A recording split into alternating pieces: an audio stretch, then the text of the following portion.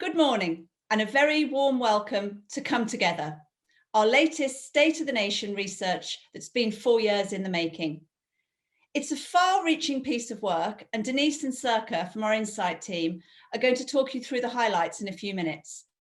We're also very privileged to have a stellar lineup of guests on our panel today.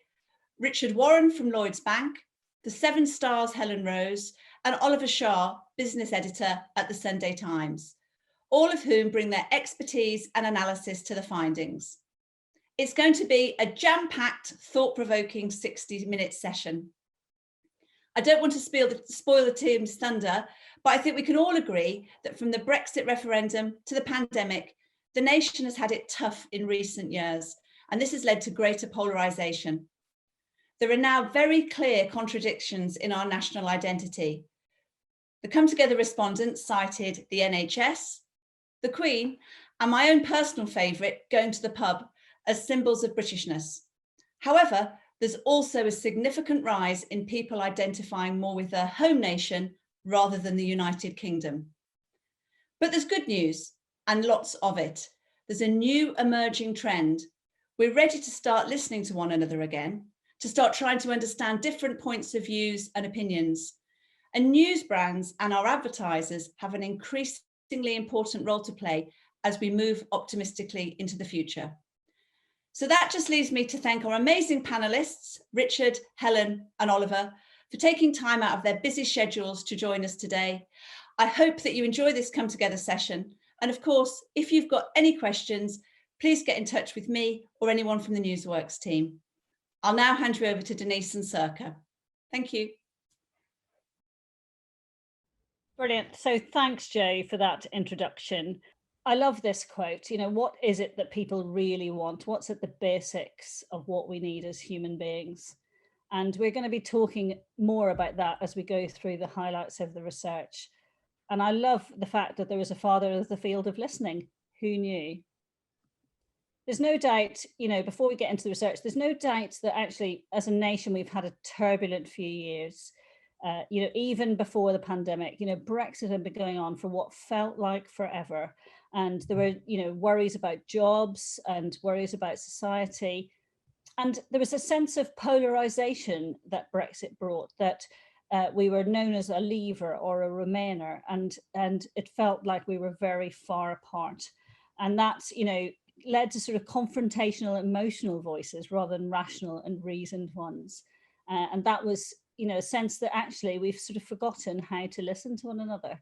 We've become so polarized that we can't listen to other people's points of view. And that was even before the pandemic hit. But one of the things that's come out really strongly is that people want to try and make sense of that world. You know, they want to try and find out different views. And even though there's polarization, what we've seen, particularly across last year, through the course of the pandemic, and this is a stat from our World Without News research, which we launched in the autumn last year, that journalism is more important than ever before because people want information and opinions to help them work out what's going on and help them form their own viewpoints about things. So even though there's that polarization, there's an intent that people have to make some sense of what's going on. And they're not just saying it, you know, also people are reading news brands, reading that journalism in news brands at scale. 36 million people, according to PAMCO, our industry research for published media, 36 million people read a news brand every day. I mean, that's phenomenal. And that rises to 49 million people every month.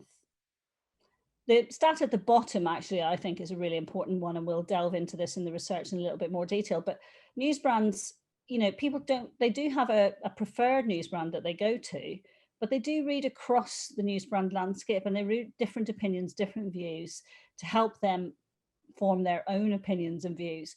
And I think that's really important, that people are actively seeking out opinions and views across a range of different news brand titles. So at Newsworks, we've been talking to people over the last 4 years. We really wanted to sort of have a program of research that helped us to understand how people, you know, were making sense of the world, what mattered to them, and actually how news brands could play a role in their lives. So we have been working closely with research companies Flamingo and Tapestry, and also with video company Really Bright Media. And thank you very much to those companies for working in partnership with us on this. We've been, used a series of different techniques. We've been to the streets, to the venues, to the homes of people around the country. And we've used a mix of quantitative surveys. We've done Zoom interviews. And we've been to towns and cities from the west, Aberystwyth in the west, to Thurrock in the east, to Southampton in the south, to Dundee in Scotland via Scunthorpe in the north of England. So we've really sort of got into people's, people's sort of views and opinions, and we've really tried to understand what it is that matters to them. So I'm going to give you a bit of a whistle-stop tour of the research, or Circa and I will. We want to understand what pulls us apart, what keeps us awake at night, but we also want to turn to some brighter themes. What brings us together? We're not, we might feel divided, but actually there's a lot that unites us, and talk about our hopes for the future and the role of news brands for people and society. So I'll give you a few of the headlines, and then Circa and I will delve into those in a little bit more detail. So there's no doubt that we still feel quite divided as a nation. It's not just Brexit, but inequality and COVID. And it's caused that sort of breakdown in communications, which I've talked a little bit about already, actually. And one of the things that we have uncovered from the research is that people feel that we've forgotten how to listen to each other. We might want to, but we need some help with that.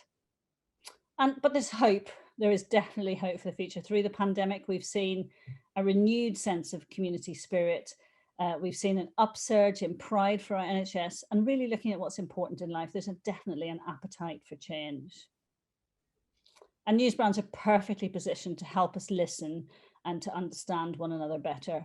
That's why we read a range of trusted titles, to provide us with those well-rounded views, facts and opinion, so we can make our minds up about things. And finally, they're a force for good. There's loads of wonderful examples of campaigns that news brands have highlighted in society and really tried to make a difference to people's lives. And we'll show you some of those examples towards the end of the presentation, just to give you a sense of the brilliant work that they do. So I'm just going to hand over to Circa, who'll take you through the first few sections, and then I'll come back at the end to finish off the presentation. Thank you. That's great. Thanks, Denise. Yeah, so we'll start by looking at what are some of the things that are pulling us apart from one another. And as Denise alluded to, divisions of the past are still very much present. And it's something that people we talk to really recognise, as you could see from the quote here about how much being divided and at odds with each other has become almost a tribal thing. So Brexit still divides us. Yeah, the divisions of Brexit have not dissipated over time at all. So we asked our respondents what the biggest problems or concerns in the country are right now. And 4 years on from the EU referendum result, Brexit is still very much dividing us as a nation. In fact, as the official leave deadline approached last year, the divisions appear to become even greater. By December 20, it was cited as the second greatest societal concern, and only the economy was perceived as a greater worry for the country. It had risen from 21% in February last year to 27% by the end of the year, when it became abundantly clear by that point that there was no going back. To put that into a little bit of further context, in February last year as well, the NHS actually ranked as the top of the list of societal concerns, with crime, the environment, mental health, the cost of living and homelessness all coming above Brexit. And when you think of the events of last year and how much less it was actually in the limelight as a result of everything about the pandemic, that's actually quite something, that it's still such a huge divide. And intuitively, it feels as though after 4 years of intense debate, but with us not actually leaving the EU, when a deal was finally agreed at the start of 2020, it made it very real for businesses and for people. And I suspect that that has contributed to that rise.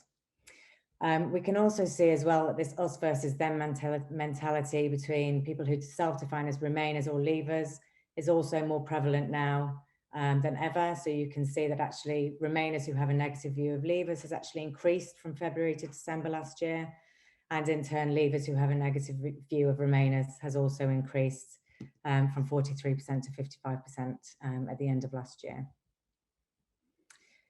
And we're increasingly identifying with our individual nations. So more people are now associating themselves as being from England, Scotland, Wales, or Northern Ireland, as opposed to Great Britain or the UK, compared to how it was 4 years ago.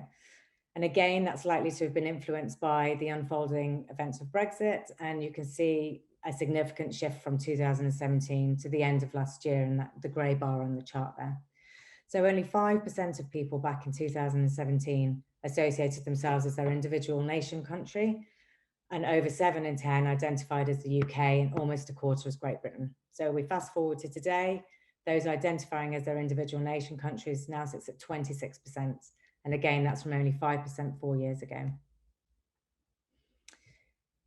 And in the early days of the pandemic, it's fair to say that as a nation, we did really come together in solidarity in having a common enemy of the virus. So people showed signs of putting their differences aside for the greater good and for each other. So we were united in our gratitude and respect for the NHS, and we were showing much more community spirits and togetherness than before COVID. And there were lots of lovely examples of that.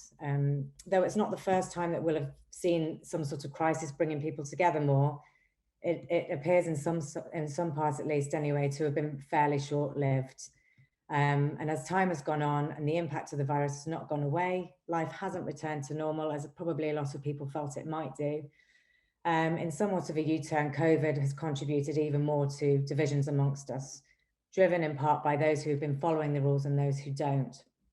So our data shows that the biggest personal concern that people have in their lives at the end of last year was actually catching COVID, which is not that surprising. But the second greatest personal concern was people not following the rules and guidelines. And that was a worry for almost 3 in 10 of us, and ranked well above things like debt, day-to-day money worries, spending time with friends and family, overall health, shops closing, etc. And there were lots of reports, as we know, of people throwing big parties when they were supposed to be in lockdown, even celebrities and famous people doing that. Other people being shouted at on the streets for not wearing masks, and social media public shaming. And with the restrictions we've all faced being so stressful for a number of different reasons, and the meaning different things for different types of people, it's really not hard to see why emotions have run so high, and all of that has been fueling further division. So what does all of this mean? So it appears to have resulted in a real breakdown of communication as a society. So a massive 3/4 of the population agree that we've forgotten how to listen to one another. And we really need to look to trusted institutions to help build bridges across the nation that will challenge as much as confirm our worldviews. And we see news brands as being perfectly positioned to do this as we move forward. So 2/3 of us look to news brands for a fully rounded view of the big issues. Denise has already mentioned that we read on average 6 different news titles a month. And also the people we spoke to said that they were reading across titles more and more and more to get the full picture of what's going on around them. News brands give us the tools that we need to talk about different issues with other people, and that can only be a positive step forward in helping to understand each other better. So moving on to what keeps us awake at night. So what things do we worry about? It's obviously been a time of huge uncertainty for all of us, as this lady's quote illustrates really nicely. So she was talking about how there's just no certainty underneath me. I was saying to Denise earlier, for me personally, a return to the horrors of homeschooling is probably what keeps me awake at night the most, and probably my kids as well. I'm sure I'm not alone in that one. But unsurprisingly, as a society, we're more concerned than ever for our health. So personal health concerns have risen from 53% in February 2017, took a slight dip in February 20, but now 2/3 of us, 2/3 of the population see health issues as their top personal worry. Health was actually also the #1 concern pre-COVID as well, but what we've seen is a significant increase across the period of a year, and it's been driven entirely by COVID. As you can see on the bar chart there, that all of the other health issues that make up the net health figures outside of catching COVID and people not following the rules, they've actually gone down. And a lack of time has become the second highest net personal concern after health. So that's increased by 50% from before the onset of COVID, from 22% to 1/3 in December. Pre-COVID net time concerns actually ranked 6th, to put it in some context, from the top in February. But by December, they'd overtaken money worries, local concerns, work and housing issues. The drivers of this huge increase is understandably coming from, not being able to spend enough time with family and friends throughout the lockdowns. Whereas we can see that concerns about work-life balance and not enough time to myself have actually gone down from 4 years ago. So they haven't really changed pre-COVID to now. So they actually might be more indicative of a general shift towards more flexible working over the last few years, rather than anything COVID related. And really interestingly, we've seen a decline in concerns about other national issues outside of the economy and Brexit. So this might be down to a combination of factors. So some things like crime and terrorism may have declined simply because we've been at home more and not traveling about on the tubes or going to music arenas. A decline in concern about immigration might well be down to Brexit. So you can see that that's significantly decreased since 2017 from 39% to 17% at the end of last year. And also the decline in some of these issues might also be down to a case of out of sight, out of mind. So with not hearing about other issues as much over the last year, such as the environment. And though not showing on this slide, we've also seen a decline in concern for some local issues that include things like homelessness. So on a net basis, concern for local issues has gone down from 41% in February to 34% by December. And we know that COVID has been taking up a lot of our mental space, but also physically not being out and about as much has meant that we're seeing less evidence of local issues as we may have done previously. So what role can news brands play here? So our research has showed that news brand readers look to news brands to explore solutions to problems. A third claim to turn to them more than other sources for this, and that's even more so than family and friends. So they have a significant role to play in keeping us in the know about things that we find concerning or worrying, both personally and on a local, national and global level. They really help us to understand complex issues, and they provide us with the information needed to make sense of problems. So moving swiftly on to a bit more of the brighter stuff. So despite the divisions that we know we need to try and get past still being very present, there is still a lot that unites us and brings us together. And I mentioned earlier, we did witness a real solidarity at the start of the pandemic, and it's going to be about how we try and keep this momentum in more normal times. So we'll just look over the next few slides at a few of the things that unite us.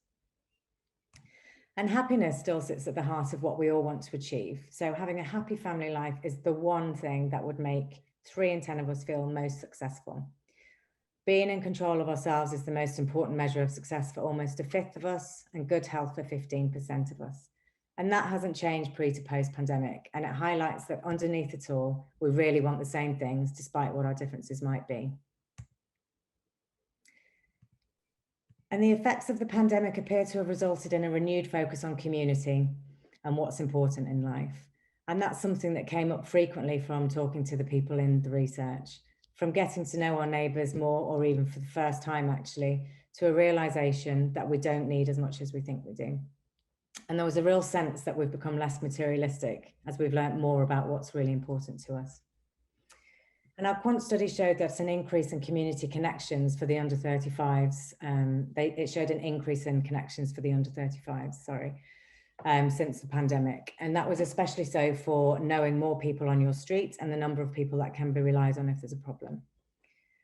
For under 35s also, and higher income households, having a lot of money as an important measure of success declined.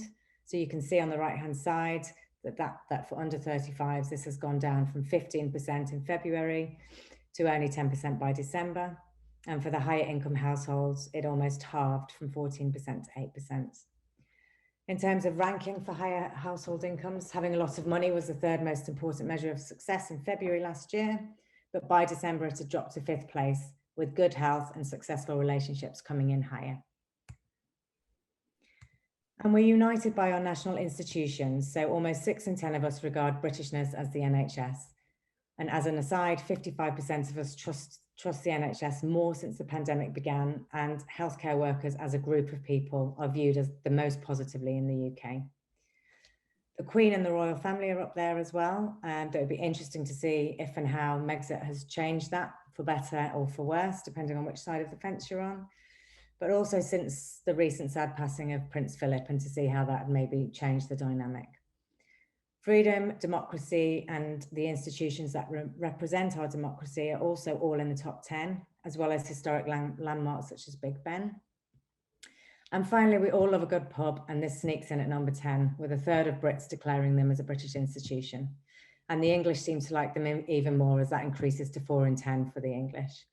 I, for one, personally have really missed them, and I can't wait for my first visit back, which I've not yet managed, but I'm hoping will be soon. So thanks very much. I'll hand you back over to Denise now, and she'll take you through our hopes for the future and the role of news brands. Thanks so much, Serka. I'm glad I get the brighter end of the presentation. I'll tell you that. Now, I think it's been a real challenge for anybody to be optimistic over the last year, to have some hopes. And I'm normally a glass half full person, but even that's been a challenge for me. So we wanted, as part of the research, really to sort of try and understand where people were at and whether there was any hope coming out of the dark times that we've been through. And I'm delighted to say, actually, there is a sense of cautious optimism that people are wanting to move forward. You know, they talk about things like the start of a glorious era, the start of the comeback. And that's really encouraging. And it chimes with a piece of research that I saw last week from ad agency BBH that said a third of the nation were cautiously optimistic for the future, a third were fearing for the future, but another third were raring to go. I'd quite like to be raring to go. I'm not quite sure I'm there yet, but I'm definitely cautiously optimistic for the future. So that's brilliant. And one of the important things actually is about regaining that lost art of listening. You know, there's been a lot of division over the last few years, as I've said already, but there's an intent, there's a willingness from the people that we talk to in our research to really put that all aside and come together to move on as a society. And it doesn't mean agreeing, because listening, we all have different points of view, but listening is about understanding different viewpoints, regardless of what side of the argument you're on, as you can see there. So it's definitely a hope that we can come together and move forward as a nation. And I think the important thing actually is that news brands have an important role to play. You place your trust in them, knowing what's going on in the world is such a lovely quote from one of the people we talked to.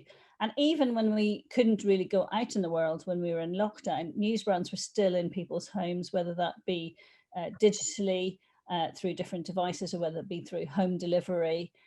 So there were different ways and means that people still consumed news brands in ever greater numbers, even during a lockdown society.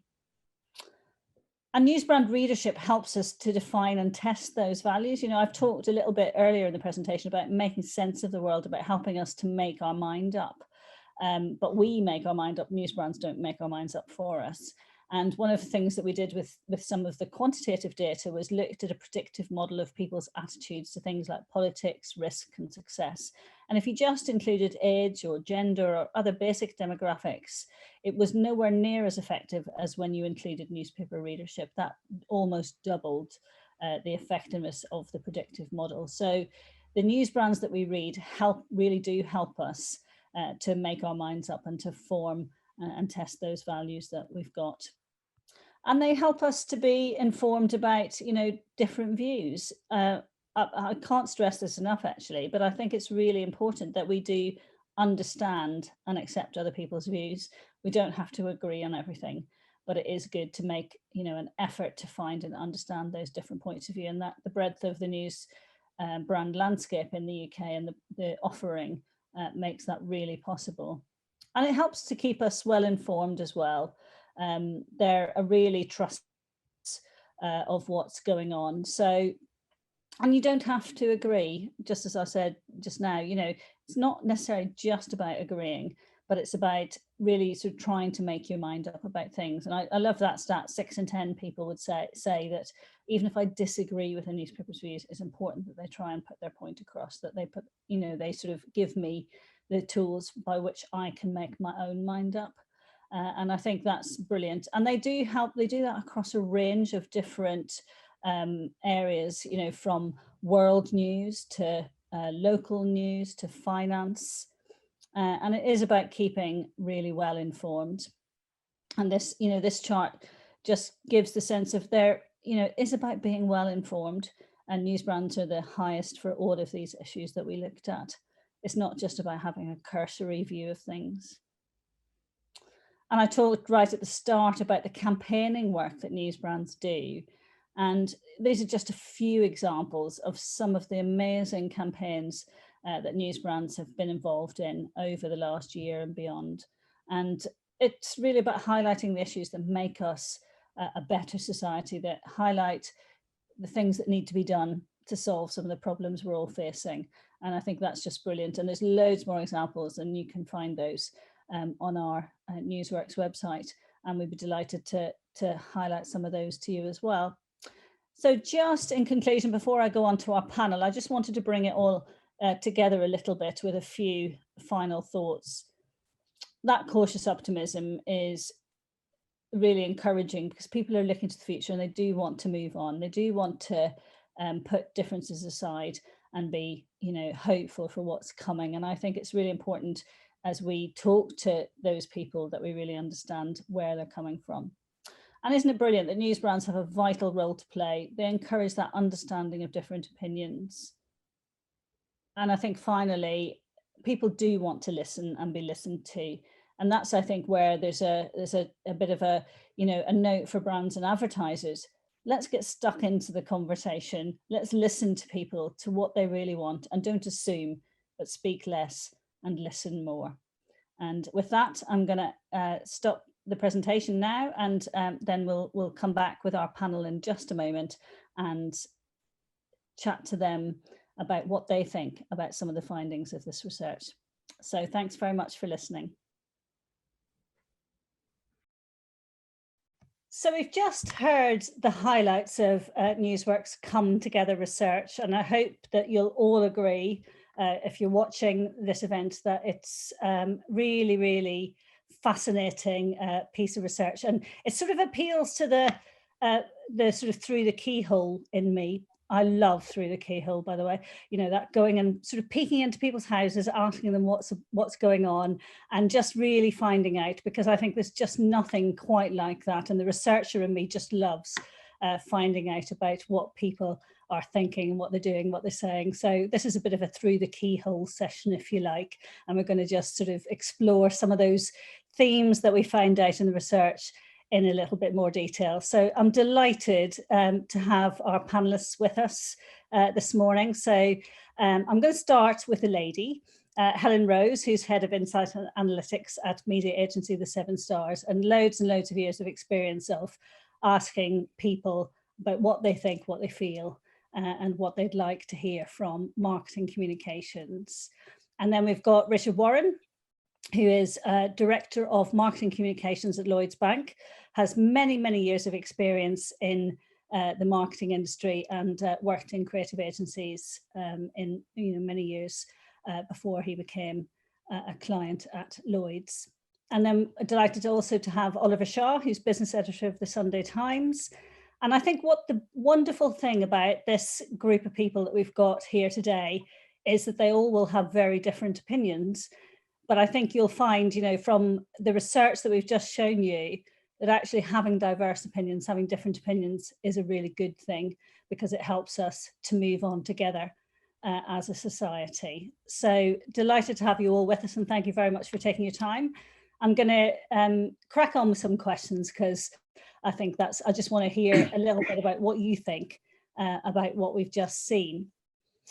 Now, our research showed that 3/4 of people feel like they've lost the art of listening. And I think listening is such an important thing, and I could talk about it for ages, but I'm not actually going to talk very much. I'm going to try and listen as much as I can through this session. Oliver, you recently wrote a piece about the importance of, and you talked in your, I think the quote was, speak less and listen more, or the other way around, listen more and speak less. And I think that's a really good place to start. So can you explain a bit more about what you were thinking when you wrote that sentence? Yeah, I meant that in a journalistic sense, which might sound funny given journalists are always holding forth with their views on a whole range of things. But what I meant really was when you're interviewing someone, or when you're going around having meetings with people, speaking to them about their view of the world and what's happening, as we do on the business section, just to sort of give fewer of your views in those conversations, and keep your ears open, because we can only put together a good business section and break stories and set the agenda with what's going on if we understand properly what CEOs, chairs, advisors, shareholders, politicians, consumers are thinking about the world. And I meant that we need to be able to absorb all that stuff and put our egos to one side and be sponges of information and take stuff in and let people speak and hear what they have to say. But I suppose there's a bigger point behind it as well, which I think the past 10, 20 years, the rise of the internet, social media, everyone has a point of view, and it can become a bit of a Tower of Babel on Twitter or TikTok or Facebook, with everyone talking and not listening. And I think beyond journalistic practices, what I said could be applicable to life in general, that everyone could do with listening a bit more to each other and thinking about diverse opinions rather than just their own. Yeah, I think that's so important, isn't it? And there's that sense of not assuming the answer before you've asked the question, which is quite a hard thing to do in a sort of a time-starved society. I think that often you do think that you know what the answer is, and therefore you don't really listen. So now I think I think you're right. It's absolutely a lesson for us all as people in society. And I think it's interesting, isn't it? Because Helen, you've done a lot of work listening to people or asking consumers what they think about things. Do you think a lack of listening is a symptom of the times we live in, or is it the cause of what's been pulling us apart? I'd just be interested in your perspective on what it actually means for us. Yeah, I mean, I think it's such a good question. I think it's a bit of cause and effect. I really do. I think, the kind of, once people don't get listened to themselves, then they're less likely, to listen to others. We're living in a time where that kind of, that polarization of opinions has never been so diverse. And some of that is being fueled by, as Oliver just mentioned, the rise of social media in terms of the opportunity to share opinions that aren't necessarily, I don't know, you can kind of pretty much say what you want. And that level of misinformation as well is really kind of, pretty rife at the moment in society. And given the pandemic as well, the current situation that we're in is that we've really seen that, there is a marginalization within society. There's more inequality and diversity than ever before. And then that does give rise to ever more, differences of opinions. But I think the kind of challenge in that, and the sort of slightly depressing point about people feeling that they're not listened to, is that actually that diversity of opinion should actually be celebrated. It should be something that, is welcomed, not seen as a bad thing. But it's the challenge about not really being listened to that I think is so difficult right now. I think there's quite a difference between hearing and listening, isn't there? Yeah. And, I think that's one of the things that perhaps we've lost a bit of society over the last few years. But a big part of that, I think, Denise, also comes in, you kind of mentioned it about you feel like you know the answer even before you post your question, is that it's tied up a lot in that confirmation bias. So the more you seek out opinions or news or information that qualifies what you already thought, is that dangerous part then of when you maybe do have those real world face-to-face conversations, that you're even less likely to listen to others that maybe do disagree with you. So it's kind of a perpetuating circle of, the more you confirm your initial biases, the less likely you are to ever listen to anyone who doesn't share your own opinions.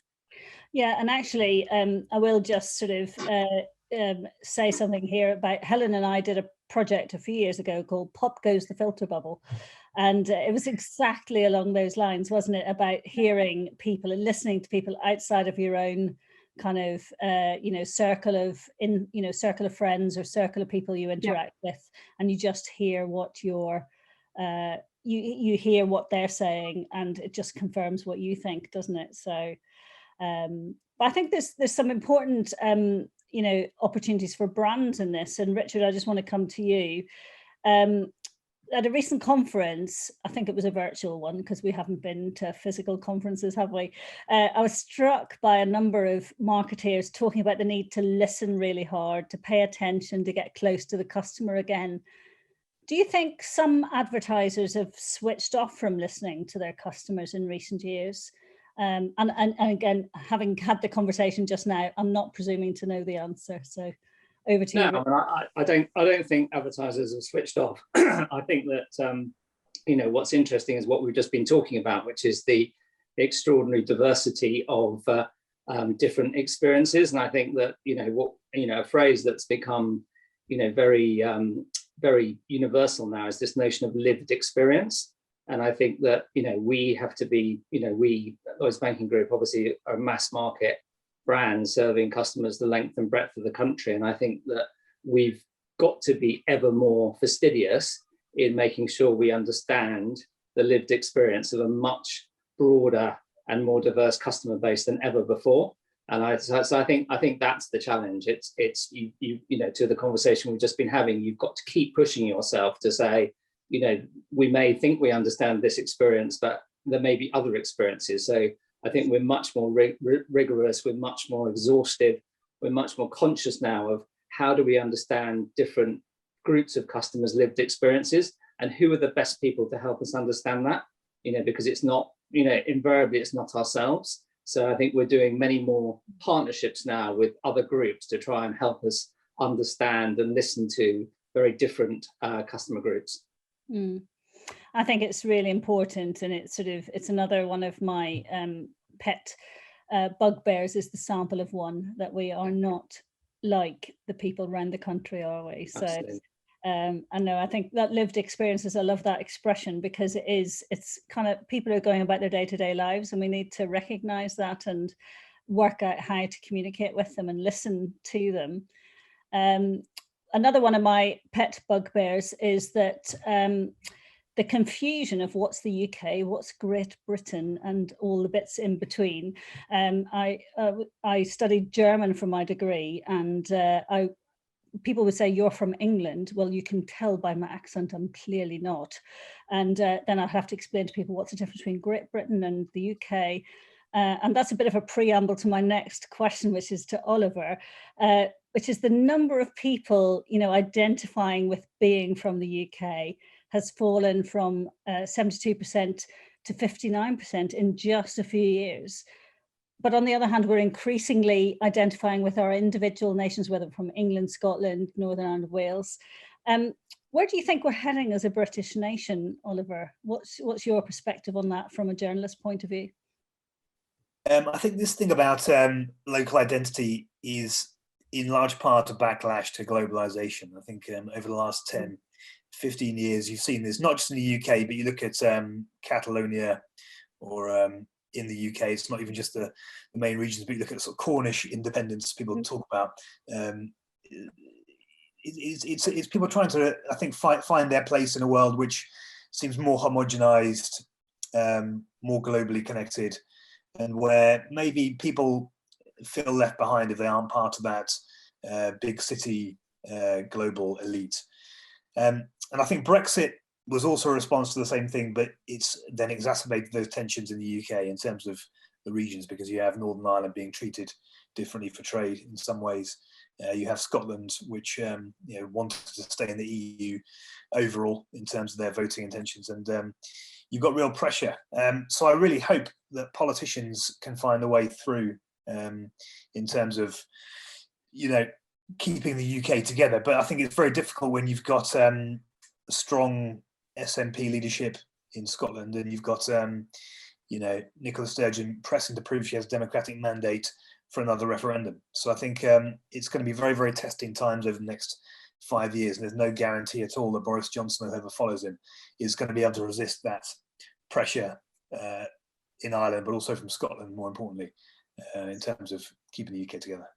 Do you think, I'm just thinking about what people feel as well. And I think, I do wonder whether there's something around with all the challenges that we faced, you know, as a nation over the last few years, whether people retreat to their local identity because that feels safer or, you know, more comfortable. I don't know. I'd just be interested, Richard, Helen, whether you've got any perspective on that.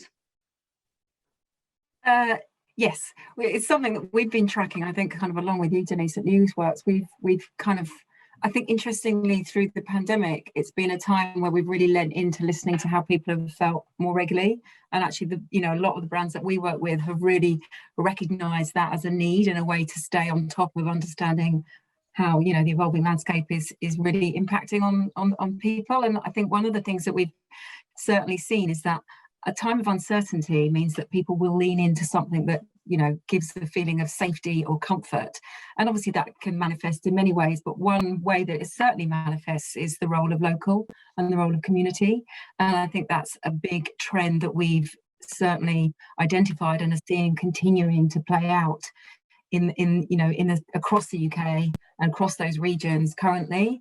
I think it's something that won't go away actually for a little while. I think that we, as a nation, and whether you think it in the broad terms of the United Kingdom or whether it's, you know, your very local community, I think having something where people feel that they have a sense of identity and a sense of community is something that people are clinging on to more than they have ever before.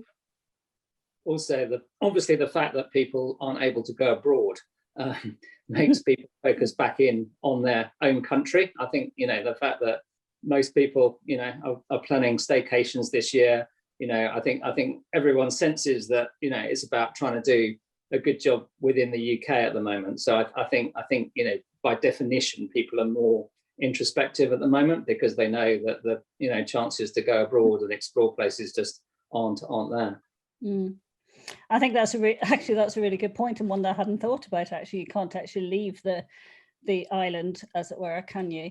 But no, that's a really good point, because actually I think it sort of focuses people's minds a little bit. And I think there's that sense of, in the research, we sort of talked about some of the contradictions that people are feeling, that yes, they're identifying with different nations, but yet there's a sense of wanting to come together because there's a sense of we sort of need to be in this all together. Do you feel, there's a sense, it feels like there's a sense of optimism, or at least cautious optimism, particularly with the vaccine rollout and, you know, the easing of lockdown. What's your sort of sense of that sort of optimism for the future? And over to any of you actually that would like to chip into that.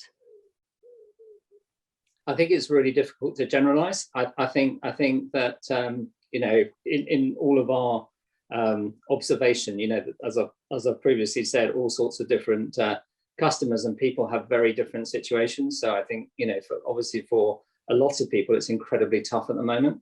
And, you know, that they, you know, currently on furlough, they don't know if they're going to have jobs. And I think, you know, I think it is really difficult to generalize about optimism. I think, you know, all sorts of people have got all sorts of different points of view at the moment. I think that's probably why it's cautious. I mean, Oliver, I don't know whether there's a sense of, you know, you'll get a sense from the business world of how people are feeling.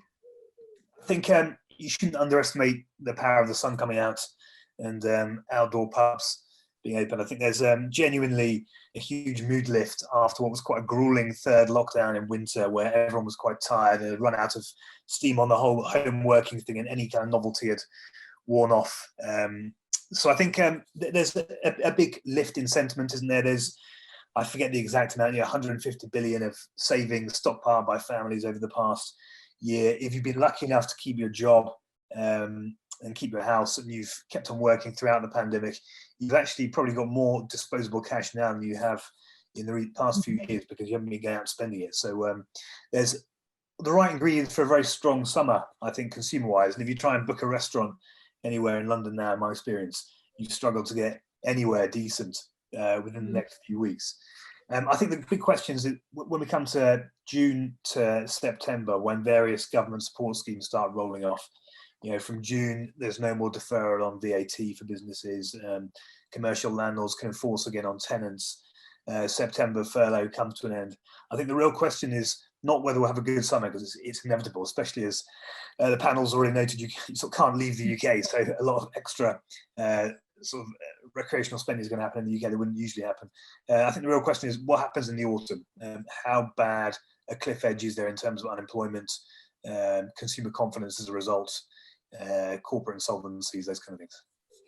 I think that's absolutely right, and I think that's why, you know, people are sort of cautiously optimistic, because they know they've seen, you know, the effects of the last year, and the first lockdown was only going to last a couple of months, and then we'd be back to normal, and we clearly haven't been. So I think there's something in that. And actually, Richard, I want to come to you about advertisers, and just thinking about, you know, there's been actually quite a lot of good things in a way. You know, it's brought us together, you know, appreciation for the NHS, which we've seen in sort of not seen at all before really in this way.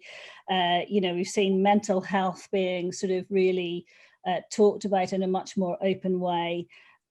Things that really matter, you know, health, happiness, climate change, you know, really thinking about our environment.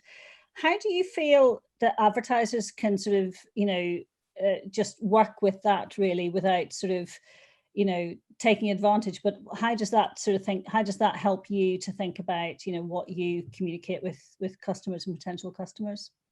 Yeah, so I think there's a book that came out at the end of last year, American book by a chap called Robert Putnam, which he did with Shaylin Garrett, which is all about the we society, and it sort of looks back over history and says that you know, society alternates between whether it's a sort of I society or a we society. And it says, you know, at the back end of the 19th century, it was very I, and then it became very we for the first part of the 20th century. And then, you know, the back half of the 20th century was very much an I society. It was all about me and what I could do.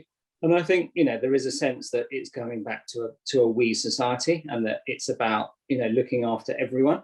And I think, you know, that's the sort of big learning for us, I think, as a brand and for brands at the moment, is that I think customers are very interested in what you're doing for everyone, not just for them.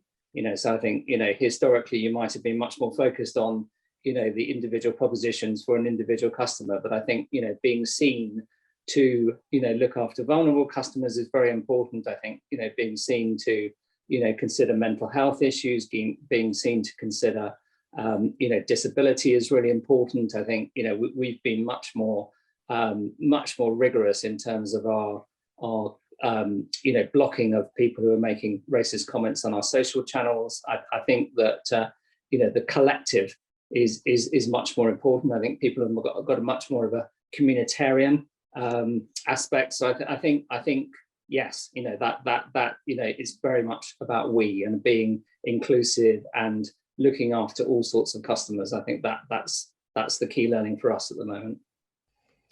I think that's hugely important. That sort of diversity of different types of people, diversity of views, that all seems to be coming through. And it's how can we harness that to sort of create that we society? I really like that phrase too.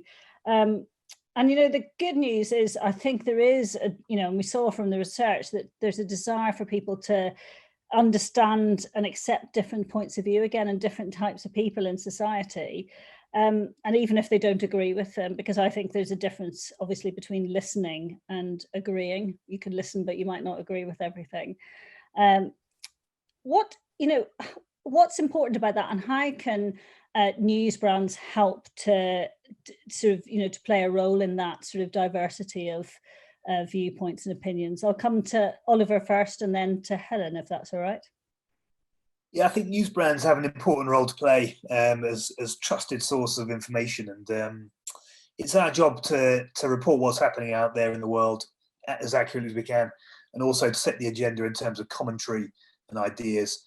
And I think in that latter one, you know, we can draw from a good range of people with a mixture of opinions, and not you know, not turn our brands into echo chambers in the way some online platforms become, the way they tailor their algorithms to you. I think if you buy a paper, you genuinely are exposed to quite a range of views in a way that you aren't through the way social media sometimes sorts your feeds. And I think it's just being mindful about things that will be pleasantly challenging to readers. You know, giving them ideas that might be counterintuitive, giving them ideas that might go against the grain of what they've heard recently, stretching them a bit, and being constructively provocative, I suppose, is the way we think about it. How can you give opinions that are sometimes controversial but are well argued and constructive to the national debate, rather than being, you know, negative? I think that's hugely important. We had we did a project a few years ago, and it's sort of the chap that we were working with said that newspapers, obviously thinking about the print version, but it's the same, I think, for the digital version, is when you think about holding them, you hold them at arm's length because you've chosen to read it, and you might not agree with everything, but it challenges you. Whereas, you know, on platforms, you choose who to follow, you choose who to listen to. And I think that's a really important point, is that, yeah, I might not like everything that I read, I might not agree with everything, but it makes me think about it. And I think that's a really, really, really helpful thing. Helen, what do you think about it from sort of a, you know, an insight advertiser perspective? Well, I mean, we know, and you will absolutely know this, Denise, is that more people than ever are seeking out news content. You know, things like, or big issues like a Brexit, or, you know, climate change coming back up to the top of the agenda again. You know, the pandemic, it's all increased people's appetite to consume news and information, which is good, because, you know, we want people to be, you know, more actively engaged with those news brands, with those platforms where they can get great content.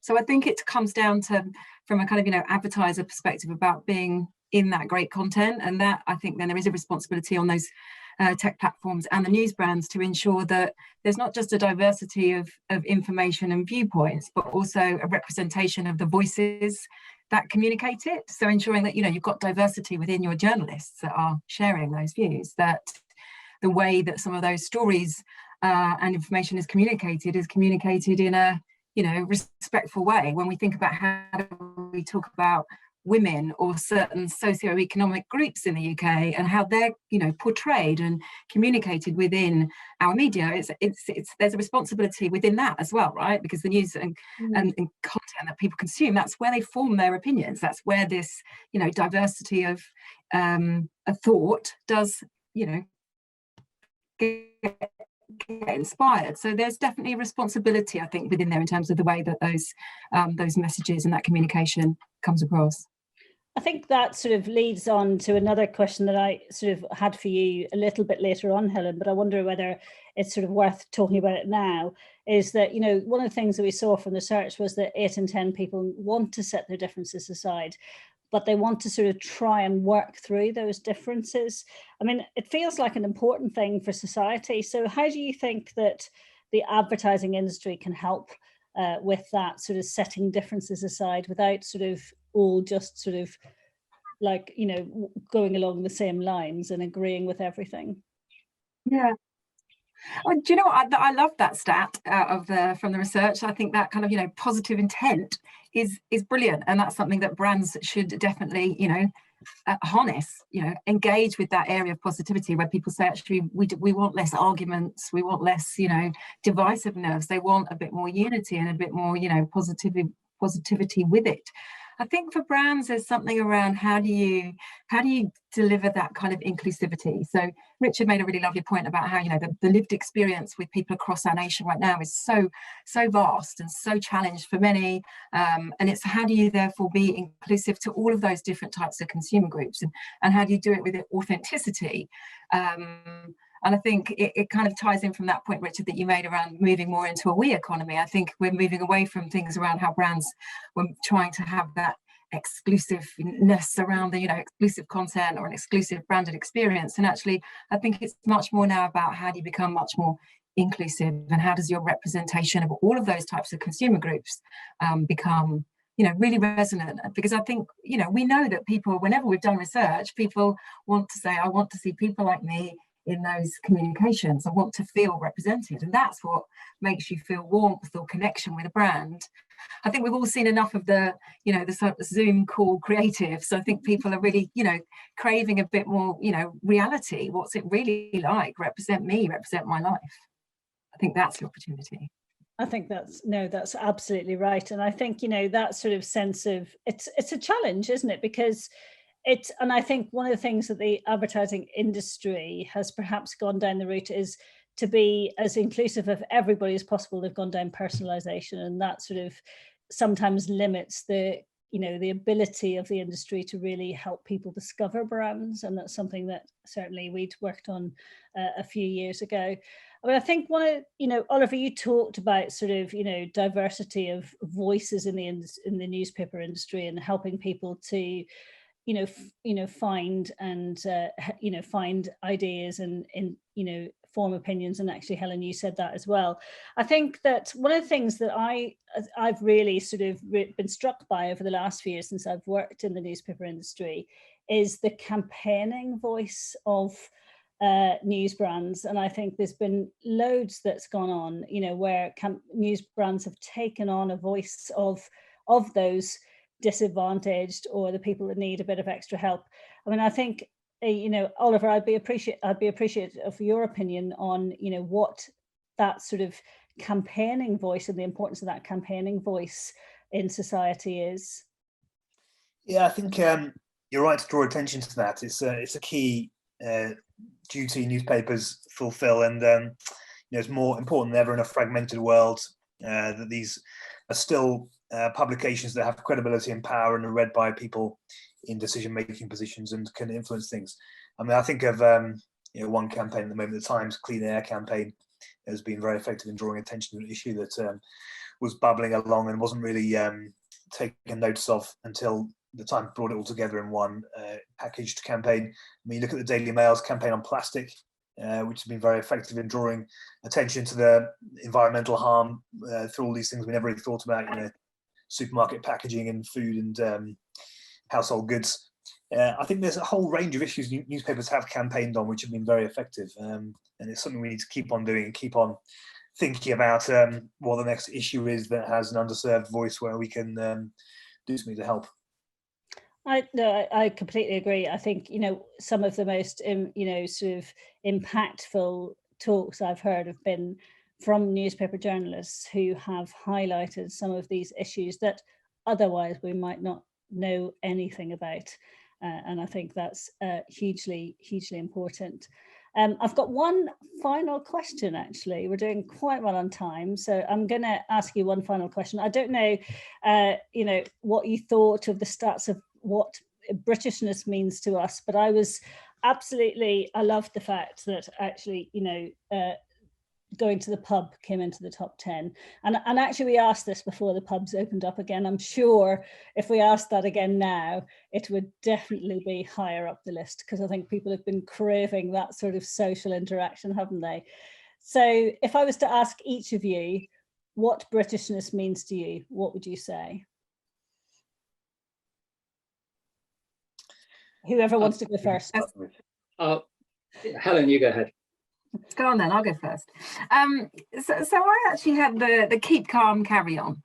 Partly because I think, it's been a tough 12 months for everybody, whatever your background. I think actually everyone's had their own, personal struggles at some point and personal challenges, and it has been a pretty tough time. And I think, whether, kind of thinking from a personal point of view, or thinking about the people we're trying to communicate and reach, or whether you're a brand or a business, I think at the moment there's definitely, and I really like that cautious optimism as a sort of phrase, Denise, because for me that is quite a British statement.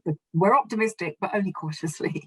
But I think that it signifies that there's some green shoots, and I think everybody needs a bit of I think something to kind of rally around and kind of look to the future forward to, because otherwise it is, you don't want to get sort of hung up on the negativity of what's been. And I think it's now time to try and hopefully look forward and look ahead to better times. So for me it's the keep calm and carry on. Excellent. Who's next? Richard?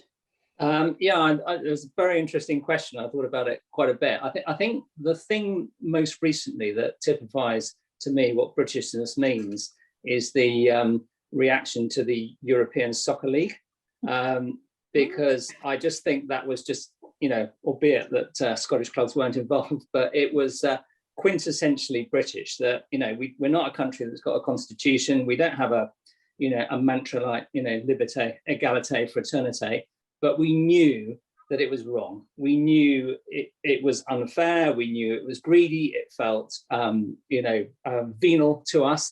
And, you know, I was just incredibly encouraged that, you know, of all the countries that were affected, the British were the people who most came out in force and said, we won't tolerate this. This isn't right. And, you know, Boris Johnson chipped in, Prince William chipped in. Everyone knew that this was against the grain of what it meant to be British. And I think it was just a great sort of exposition of Britishness.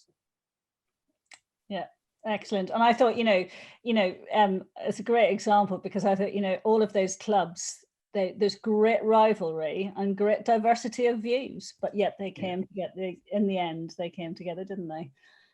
Oliver, what's your perspective?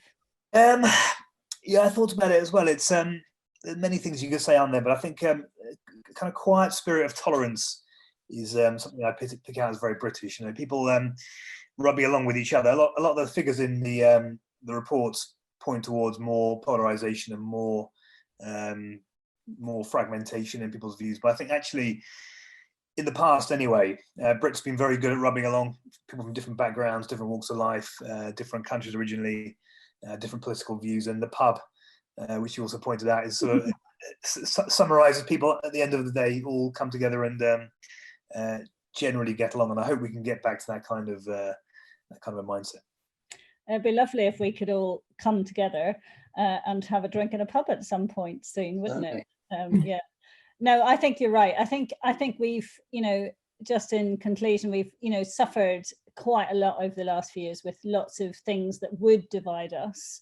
And I think it's made people a bit tired of sort of division and polarization, but there is definitely that sense of hope for the future, even if it's very cautious, because we Brits don't like to be showy about things, do we?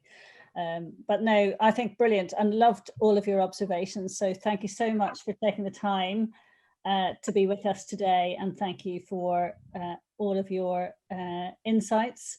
I've certainly learned a few things and a few phrases that I'm going to take away. And thank you to everyone else for joining us for the session this morning. You'll be able to download the research from the Newsworks website after this session. And if you want any more information or you want to talk about it some more, particularly if you're going to buy me some wine down the pub, then please do get in touch with me or any of the Newsworks team. Thank you so much for joining us, and goodbye.